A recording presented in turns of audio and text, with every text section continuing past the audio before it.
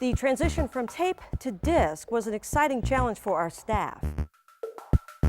We had no nonlinear editing 5 years ago in this newsroom, so our experience was very limited.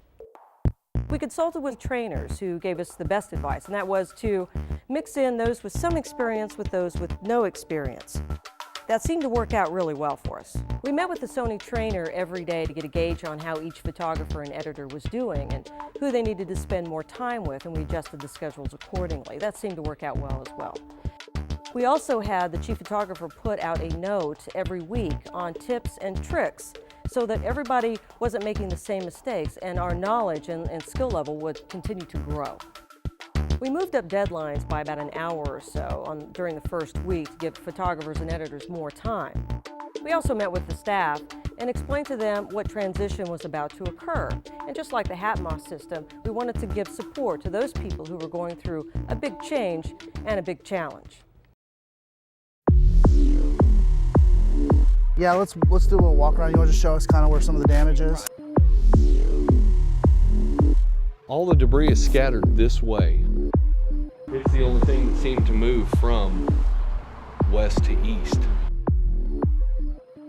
With these, it's nice because you have instantaneous ability to look and see what the clip looks like and go back and say, oh yep, it got the shot I wanted.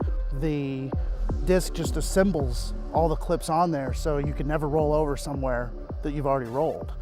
It always puts your new stuff at the end of whatever list it already has built. The disc has a file system that remembers where the disc is queued to. So if I hand Jordan a disc and he goes and listens to it and says, oh, right there, that's where we want to start, I'll put that in another machine if I'm having the disc behave like tape, and it'll start right from where he left off. To make life easier for the reporter, it's definitely a lot easier. Now I may miss something, but this is basically me fast forwarding through the story, seeing the best shots, or at least every shot. Here's an example of one without a clip number.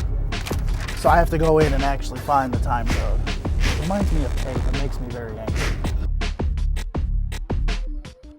If we were doing this tape to tape, it would be a completely different circumstance, and I wouldn't be able to stop and tell you how we're doing things out here now, because it would be completely frustrating to me.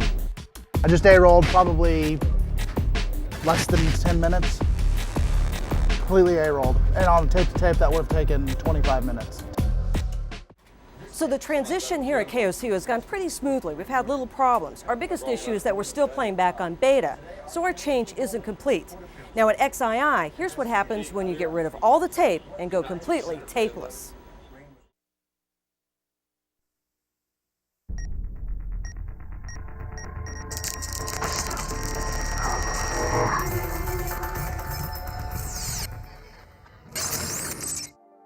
The following takes place between 4 p.m. and 5 p.m.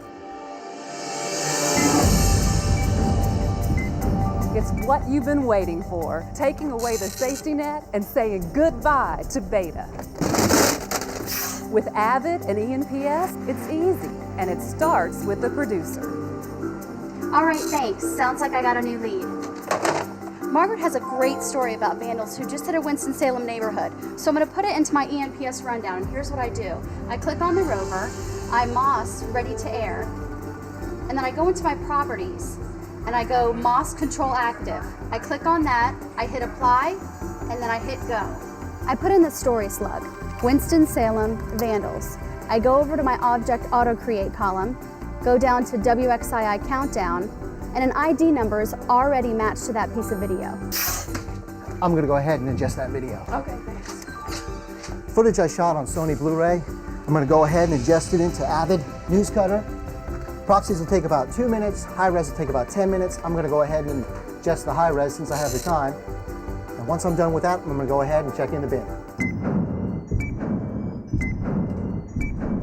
The The best part about this new system is once it's all ingested, the video's at everyone's fingertips. Anyone with Avid Assist at their desktop can go on the computer, log on, look at the video, and even edit a simple VO. Margaret, how's it going? Oh, really good. I've got really great sound today. You know what? The best thing about Avid Assist is I don't have to wait for a viewing station. I can log everything right here at my desk, and I can take notes. Ooh, great bite. A local neighborhood hit by vandals. Everybody knows the marketing department is usually the last to see a piece of video, and we're the ones trying to promote the story. Now there's no more waiting. We get to see the video the same time as the reporter and the producer. Now with Avid Assist, I can pick out the best piece of video for my cold open.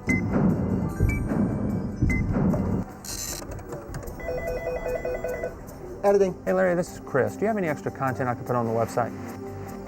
I have the graffiti cleanup crew and I have the police interview, and I don't think she's going to use the entire police interview. Both of them are pretty interesting. Should I send them both to you? Okay, that sounds good, Larry. Thanks. Good. Now all I have to do is set my in point, my out point, drop it to my timeline, highlight my box and my bin, go to export, click on to IB drop off using a software called AnyStream, and go ahead and send it to the web managing editor directly. It works great because all I have to do is upload the videos straight to an FTP folder, and that puts them straight on the website, and I don't have to render and capture each video. Margaret, the script looks good. Go ahead and track. All right, thanks.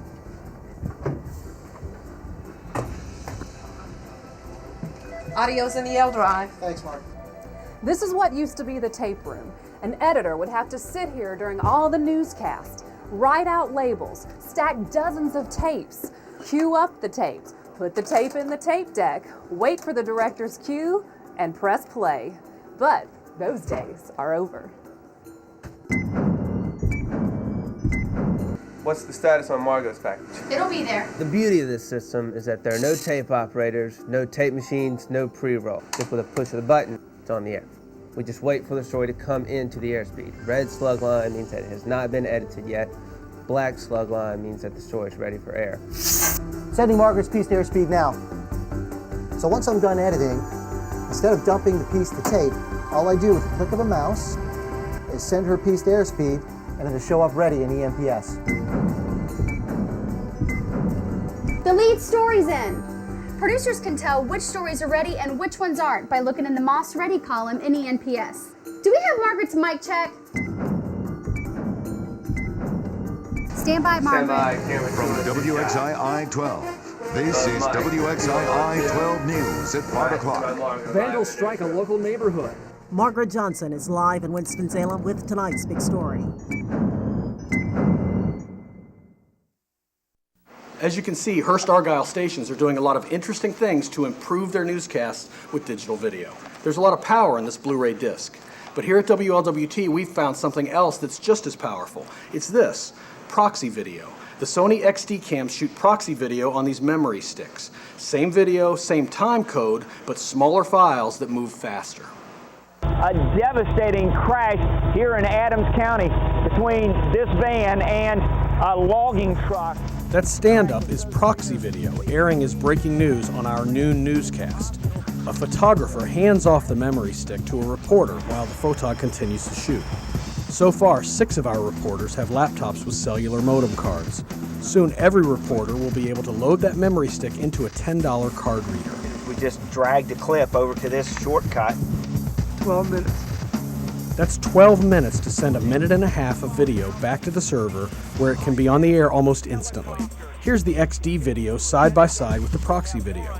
Proxy is lower resolution, but good enough to get breaking news on the air first.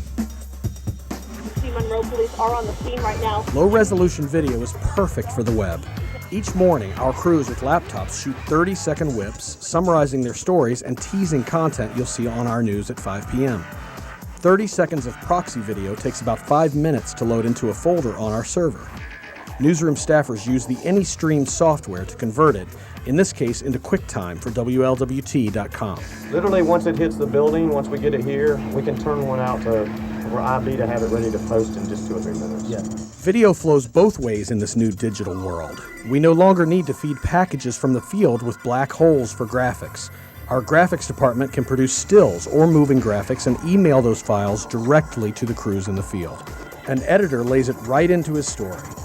Some of our best editors are even creating their own graphic elements on laptops in the field, using backgrounds and templates they keep with them in the trucks. Where are you guys from? Cincinnati. What are you doing there? We're getting creative with digital video on the web, with new ways to provide content and make money. Sports director Ken Brew traveled to Red's spring training with a $300 mini DV camera. He came back with BrewTube, home video style vignettes he shot himself, including Breakfast with Jerry Springer. Now, when you order out, often do you often get turkey involved in your meals? I'm pretty much of a turkey. Those BrewTube segments were a sales project, all sponsored, all web exclusive. Every day we're finding new ways to use digital video. The staff is re-energized, and we've only been entirely tapeless for about 6 weeks.